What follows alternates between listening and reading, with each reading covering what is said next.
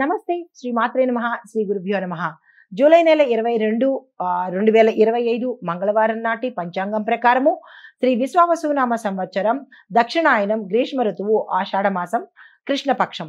అయితే ఈ రోజు సూర్యోదయ సమయము తెల్లవారుజామున 5:56 సూర్యాస్తమ సమయం సాయంత్రం 6:50 అయితే తిథి ద్వాదశి ఉదయం 7:06 వరకు, తదుపరి చతుర్దశి తిథి ప్రవేశము. నక్షత్రం మృగశిర రాత్రి 7:24 వరకు, తదుపరి ఆరుద్ర నక్షత్ర ప్రవేశము. వర్జం తెల్లవారుజామున 3:16 నుంచి తెల్లవారుజామున 4:46 వరకు.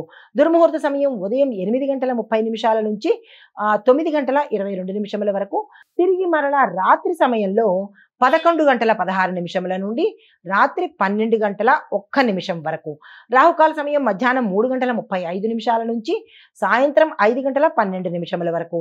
యమగండ కాలం ఉదయం 9:09 నుంచి 10:45 వరకు. బ్రహ్మముహూర్త సమయం తెల్లవారుజామున 4:20 నుంచి తెల్లవారి 5:08 వరకు. అమృత గడియలు ఉదయం 11:14 నుంచి మధ్యాహ్నం 12:43 వరకు. ఇది నేటి పంచాంగం. నమస్తే.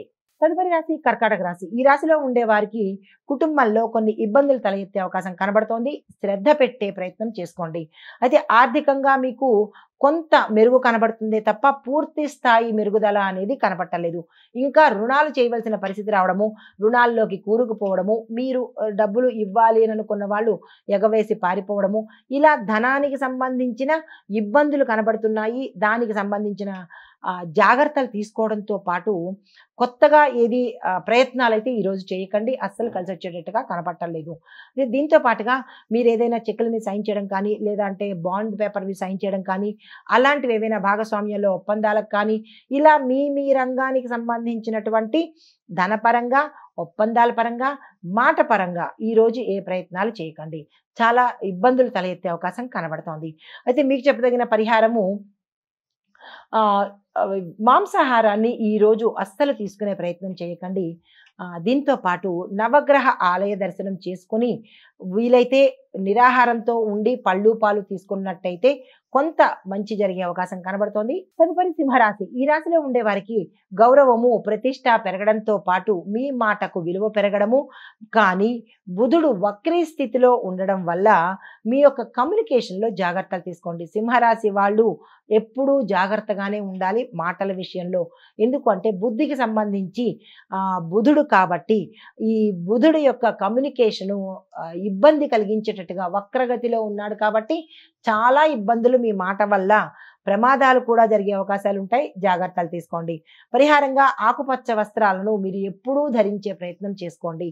దీంతో పాటు గణపతికి అందులో ఆకుపచ్చ గణపతి మీ దగ్గర ఉంటే సరే, లేదు అంటే కనుక ఏదైనా గణపతి ఆలయ దర్శనం చేసుకుని అక్కడ యథాశక్తి మీరు దానం కానీ, లేదా అంటే ఏదైనా పూజ కానీ చేయించుకున్నట్టయితే కొంత సానుకూలమైన ఫలితాలు పొందుతారు. నమస్తే. తదుపరి రాశి కన్యా రాశి. ఈ రాశిలో ఉండే విద్యార్థులకు, ఉద్యోగస్తులకు ఇబ్బందులు, ఆటంకాలు, స్థానచలనాలు, విద్యార్థులైతే చదువు మానేయవలసిన పరిస్థితి కనబడుతోంది. ఈ ఒక్కరోజే కాబట్టి జాగ్రత్తలు తీసుకోండి.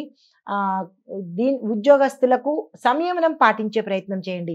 ఆ ఆటంకాలకు ఓవర్ రియాక్ట్ అవ్వకుండా జాగ్రత్తలు తీసుకోవడము, వీలైతే సముదాయించడము, లేదంటే చాకచక్యంగా వ్యవహరించడము, ఇలాంటి పనులు చేసుకున్నట్టయితే కనుక కొంత వెసులుబాటు ఉండే అవకాశం కనబడుతోంది.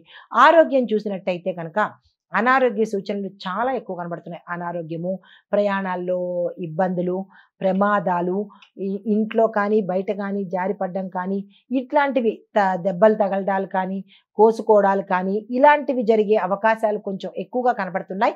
జాగ్రత్తలు తీసుకోండి.